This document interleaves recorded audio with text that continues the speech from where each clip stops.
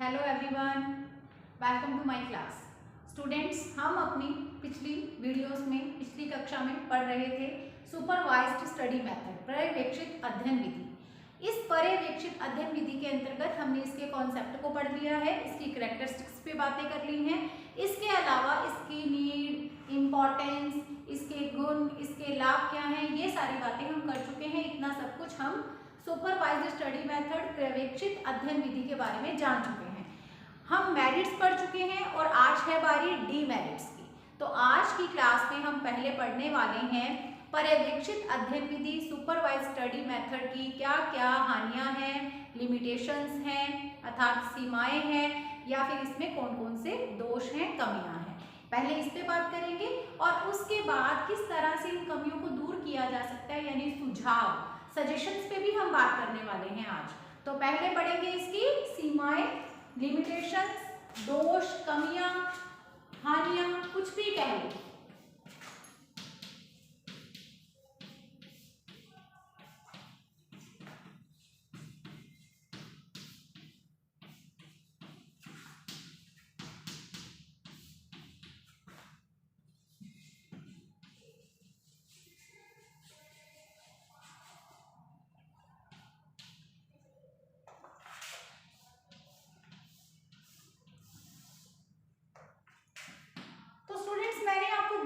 पढ़ाए हैं, लाभ बताए हैं इसके, तो वहां पे मैंने आपको एक पॉइंट कराया था कि ये विधि मंद बुद्धि बालकों के लिए बहुत ही उपयोगी है या हितकर है।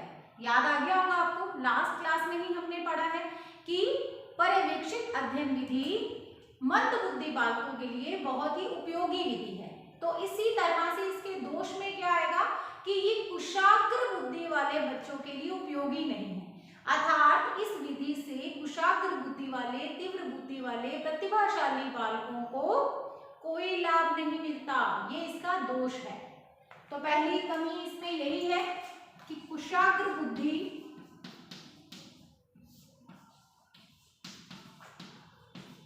वाले विद्यार्थियों को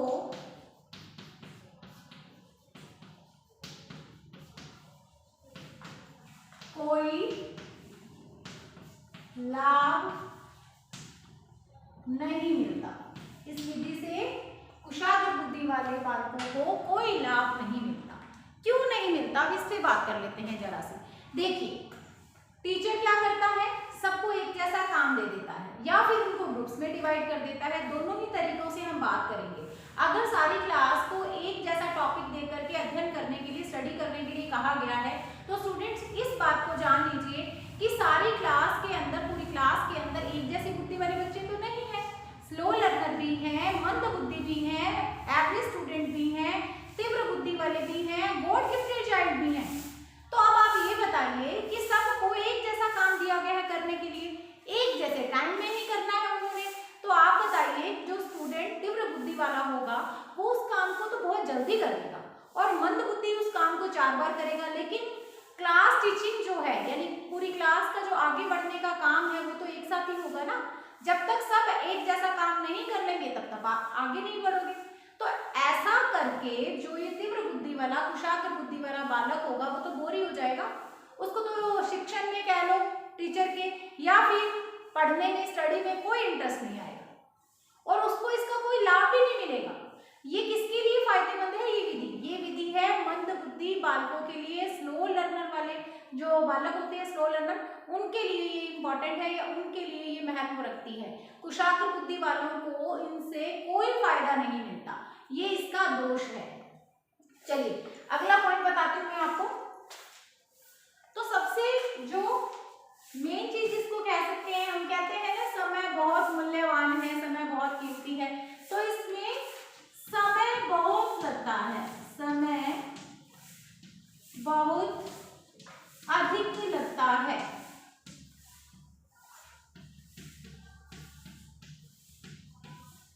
समय अधिक लगता है, कैसे समय अधिक लगता है तो सुन लो एक बार कि इसमें जैसे शिक्षक ने क्या करना है, काम दे देना है अपने स्टूडेंट्स को, टॉपिक बता देना है, ठीक है। सोपान मैंने आपको पढ़ा दिए हैं, इसके चरण घटक क्या होते हैं वो मैं बता चुकी हूँ, स्टेप।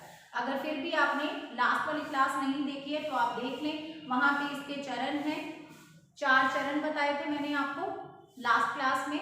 और अगर समूहों में विभाजित किया जाता तो एक बीच में और इंक्लूड हो जाता, तो वो आप क्लास एक बार देख लीजिए तो आपको इसके जो चीजें समझ नहीं आई इस विधि की वो भी समझ में आ जाएंगी।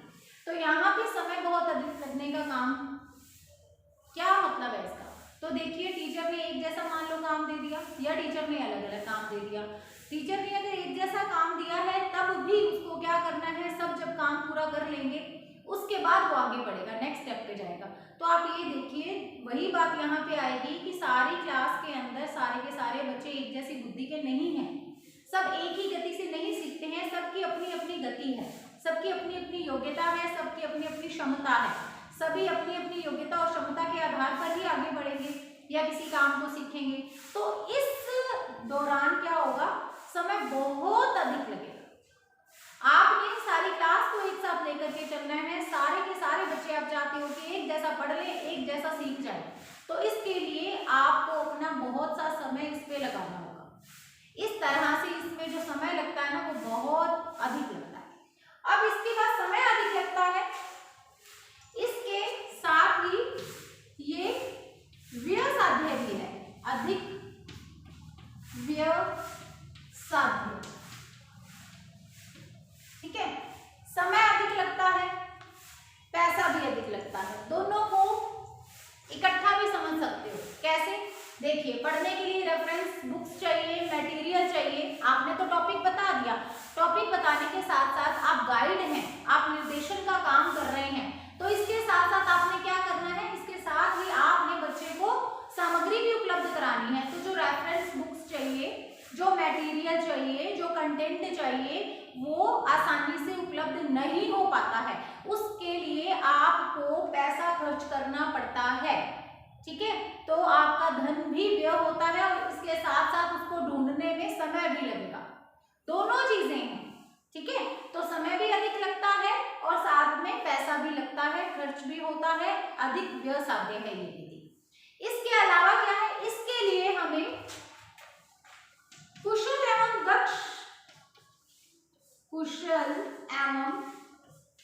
दक्ष शिक्षकों की आवश्यकता होती है, शिक्षकों की आवश्यकता, कुशल एवं दक्ष शिक्षकों की आवश्यकता। अब प्रत्येक शिक्षक इस मेथड से बच्चों को लर्निंग नहीं करा सकता, इसमें कोई दो राय नहीं है, क्योंकि इसके स्टेप हैं, आपने पूरी तरह से स्टेप बाय स्टेप चलना है। तो कोई भी आम शिक्षक जो है वो इसको फॉलो नहीं करवा सकता, नहीं कर सकता अपनी क्लास के शिक्षण के दौरान। तो इसके लिए हमें चाहिए होते हैं एकदम एक्सपर्ट टीचर। तो कुशल और दक्ष शिक्षकों की इसके लिए आवश्यकता होती है, जो कि उपलब्ध हो पाना थोड़ा सा कठिन काम है, क्योंकि सभी शिक्षक इस मेथड में एक्सपर्ट नहीं होते हैं। इसमें पूरा क्यों चाहिए कुशल और दक्ष शिक्षक? तो आप देखिए, पहले एक टॉपिक ऐसा होना चाहिए जो कि स्टडी करने योग्य हो, ऐसा टॉपिक ढूंढना है आपने, और फिर वो टॉपिक किससे रेलेवेंट होना चाहिए, उनके सिलेबस से रेलेवेंट होना चाहिए, यानी टॉपिक ऐसा हो जिस पर बच्चे को आप स्टडी करने के लिए कहें तो बच्चा खुद से स्टडी करके सीख जाए, ऐसा टॉपिक ढूंढोगे ना, जो कि आसान नहीं है। फिर आपको चलो वो टॉपिक भी मिल गया, तो आपने उससे संबंधित सारा का सारा मटेरियल बच्चे को उपलब्ध करा के देना, तो आपका बहुत टाइम जाएगा इसमें। आपके पास खुद के पास नॉलेज होगी तभी आप जाकर के रेफरेंस बुक्स है, मटेरियल है, कंटेंट है, वो इकट्ठा करके बच्चों को देंगे ना पढ़ने के लिए। फिर आप में एक अच्छे गाइड होने की भूमिका अदा करने की आप में गुण होना चाहिए कि आप उनके गाइड बनेंगे। आप फुल टाइम सारे क्लास के बच्चों को, चाहे आपने पूरी कक्षा को एक जैसा काम दिया है, चाहे आपने उनको ग्रुप्स में डिवाइड किया है, आपने उनको गाइड करने का काम करना है। जब आप इस मेथड को अप्लाई करेंगे अपने स्टूडेंट्स को अपनी कक्षा में, गाइड बनके आपने सबकी समस्याओं का निराकरण करना है। जिस किसी को भी, ग्रुप को, चाहे किसी भी बच्चे को जो भी समस्या आएगी, आप ही उसको सॉल्व करोगे। फिर इसके अलावा आपने क्या करना है, इसके अलावा आपका काम क्या है, पर्यवेक्षण करना। क्योंकि लास्ट में जो चीज मैंने आपको लास्ट स्टेप बताया था, क्या था हमारा लास्ट स्टेप, आवर्ती प्रश्न एवं शामपट सार, या फिर अगर समूहों में विभाजित किया हुआ है बच्चों को तब वो क्या करेंगे, तब वो करेंगे सामूहिक चर्चा। अपनी अपनी जो भी उन्होंने फाइल रिपोर्ट तैयार की है या जो भी उन्होंने टिप्पणी संक्षिप्तता लेते हुए कोई जो भी समरी तैयार की है उस मैटर की, जो भी टॉपिक है उससे रेलेवेंट, उसको प्रेजेंट करेंगे, उस पर सामूहिक चर्चा होगी। तो ये सब कौन कराएगा, कंक्लूजन तक कौन लेके जाएगा, आप ही तो लेके जाओगे, टीचर ही तो लेके जाएगा। तो इसका मतलब आपको एक्सपर्ट होना पड़ेगा ना इसमें। तो इसलिए ये भी इसका एक दोष, कमी, हानि, सीमा, लिमिटेशन में आता है कि इसके लिए हमें कुशल एवं दक्ष शिक्षकों की आवश्यकता होती है, जो कि मिलना थोड़ा सा कठिन होता है, कि जो इस विधि को पूरी तरह से जानते हो या इसमें एक्सपर्ट हो। तो ये एक पॉइंट हो गया। चलिए आगे बढ़ते हैं। अब नेक्स्ट है अध्यापक की गौण भूमिका।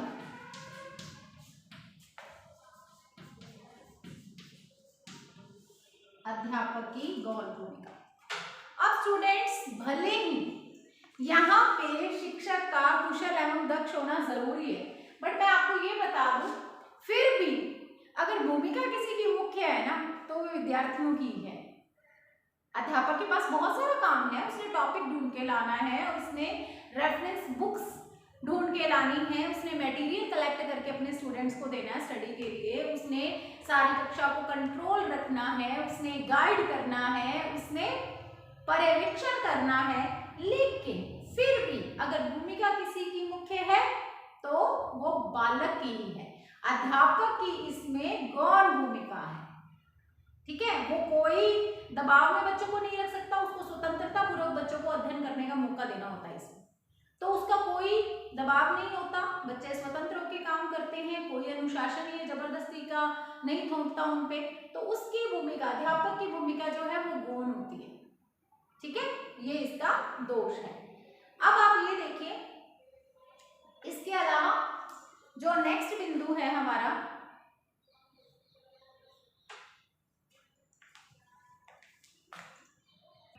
नेक्स्ट बिंदु है इसका कि इसमें मानव व्यवहार की अपेक्षा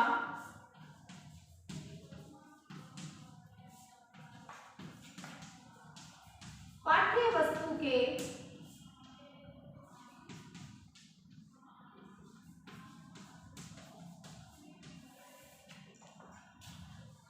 स्वामित्व को महत्व दिया जाता है।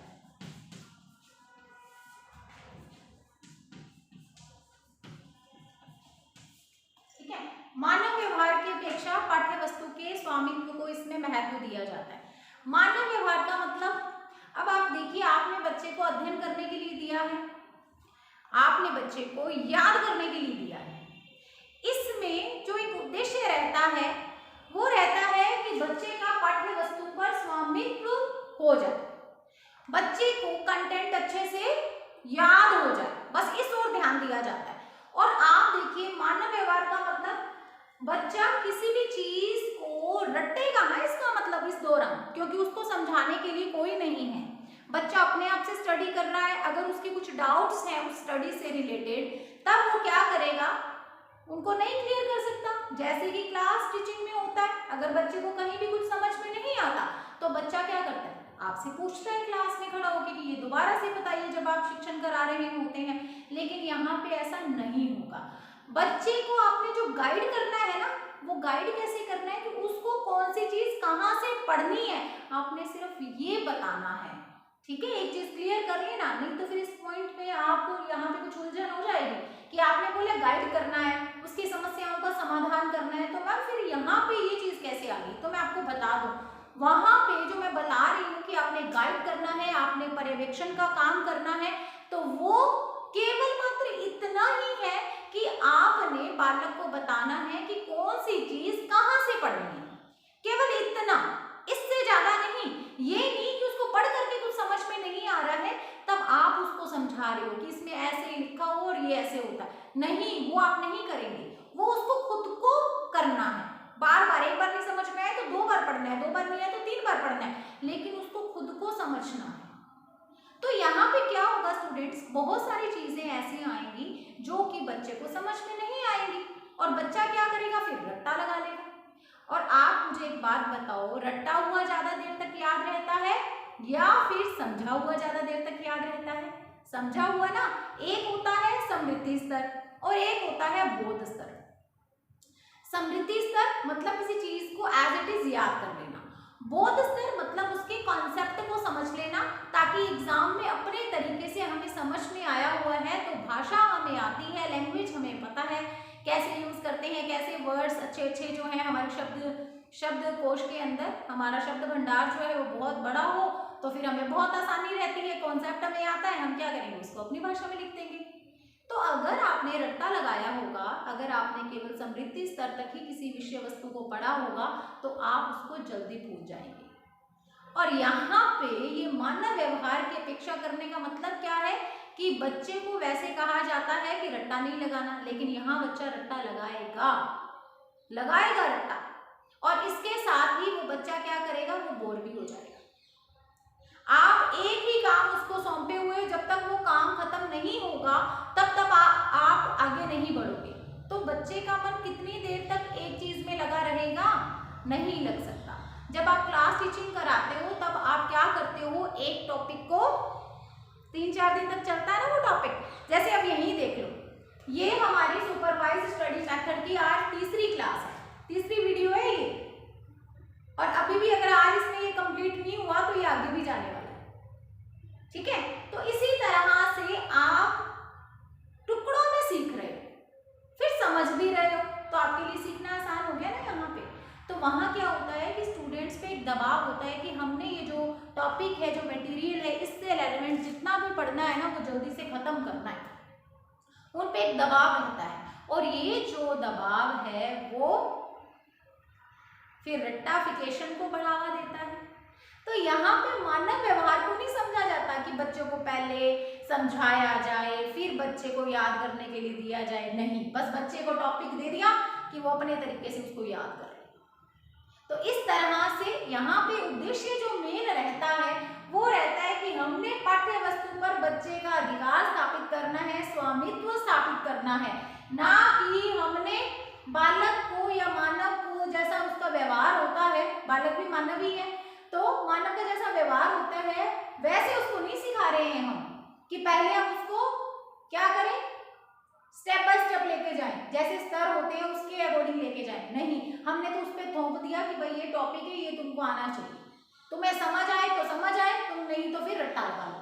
तो इस तरह से यहाँ जो उद्देश्य रहता है वो समझाने का नहीं रहता है जिससे कि बच्चे को लॉन्ग टाइम तक वो चीज रह जाए याद, बल्कि यहाँ तो जो उद्देश्य रहता है वो रहता है कि कंटेंट पे बच्चे का अधिकार स्थापित हो जाए, वो उसका रट्टा अच्छे से लगा ले, उसको आ जाए वो सब अच्छे से।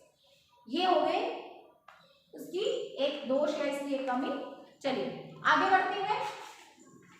हमारा नेक्स्ट बिंदु ये कहता है कि ये केवल ज्ञानात्मक पक्ष की बात करता है। दोनों पॉइंट ये भी आपस में जुड़े हुए हैं, केवल ज्ञानात्मक पक्ष के विकास पर बल, केवल ज्ञानात्मक पक्ष के विकास पर। आपको पता है ये 3 पक्ष होते हैं, कौन कौन से, याद आ जाने चाहिए। बीएड कर रहे हो तब भी, और अगर बीएड कर चुके हो तब भी याद आ जाना चाहिए। क्या, ज्ञानात्मक, भावात्मक, क्रियात्मक, 3 पक्ष होते हैं ना। और ज्ञानात्मक पक्ष मतलब किसी चीज के कॉन्सेप्ट को जान लेना, ठीक है, ज्ञान ले लेना जो कि ऊपरी होता है। फिर उसके बाद क्रियात्मक मतलब करके सीखना, कौशल होना किसी चीज में, कुशल हो जाना, करके हाथ से अपने सीखना, खुद से प्रैक्टिस करके। फिर उसके बाद भावात्मक का मतलब उसको आत्मसात कर लेना, अपने साथ, अपने जीवन के साथ उसको जोड़ लेना। तो इस विधि की ये कमी है कि इसमें केवल ज्ञानात्मक पक्ष की ही बात की जाती है। तो बिल्कुल सही है, जब आप एज अ टीचर बच्चों को क्लास में पढ़ाते हैं तो आप क्या करते हैं, आप तो बच्चों को एक एक चीज सिखाते हैं, एक एक चीज अच्छे से सिखाते हैं। आप बच्चे को जो टॉपिक पढ़ाते हैं उससे संबंधित उसको संपूर्ण जानकारी देते हैं, यानी उसके कॉन्सेप्ट को बताते हैं, यानी आप ज्ञानात्मक पक्ष क्या विकास करते हैं बच्चे के। फिर उसके बाद आप बच्चे को अगर उससे रिलेटेड कुछ प्रैक्टिकल है, प्रैक्टिकल का मतलब मान लीजिए साइंस वगैरह आप पढ़ा रहे हैं और कुछ लैब में जाकर के करवाने वाला है, तब आप क्या करेंगे, आप बच्चों को वहां लेकर के जाते हैं, बच्चे वहां पे प्रैक्टिस करके या फिर प्रयोग करके देखते हैं। या फिर कोई ऐसा सब्जेक्ट है जैसे कि एसएसटी वगैरह है, जैसे आप वहां पे उनको वो चीज जा करके दिखा सकते हो या उस वस्तु को यहाँ क्लास में लेकर के आ सकते हो। तो ऐसा कुछ आप करते हैं जिससे कि बच्चे का कॉन्सेप्ट उसमें बना हुआ है। अब क्या होगा, क्रिया करके यानी कि देख करके बच्चे ने करके सीख लिया है। उसके बाद भावात्मक का मतलब आप जो उदाहरण देते हैं वो उसके दैनिक जीवन से देते हैं, उसको जोड़ते हैं,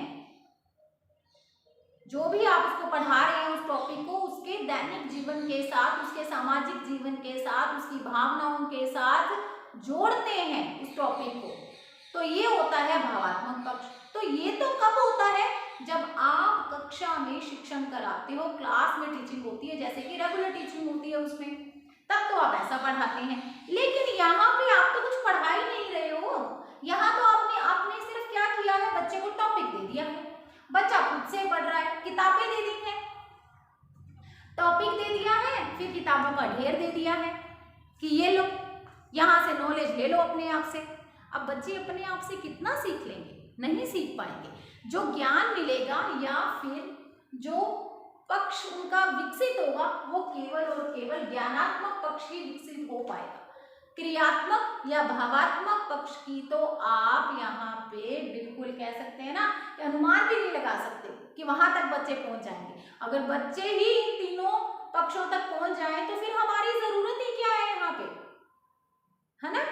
तो अगर इस मेथड का प्रयोग करके और बच्चे अगर अपने तीनों पक्षों का विकास कर लें तो फिर हमारी जरूरत क्या है, टीचर की जरूरत ही क्या है, बच्चे खुद ही पढ़ लेंगे घर पे बैठ करके, नहीं ना, किताबें तो बहुत होती हैं, मार्केट से खरीद के खुद ही पढ़ लेंगे, नहीं, एक शिक्षक ही होता है जो तीनों पक्षों का विकास करता है। तो इस विधि की ये कमी है कि ये विधि केवल ज्ञानात्मक पक्ष के विकास पर ही बल देती है, इसमें भावात्मक और क्रियात्मक पक्ष की अवहेलना हो जाती है। ठीक है, चलिए अगला हमारा पॉइंट है विद्यार्थियों के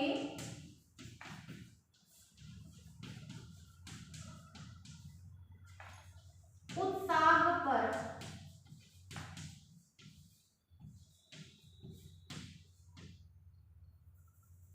एक मिनट, थोड़ी इसकी लैंग्वेज सही करती हूँ। इस विधि की सफलता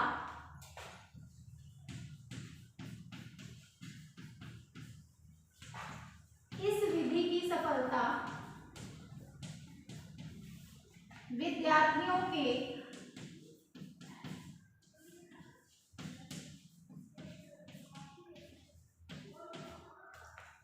उत्साह पर निर्भर है।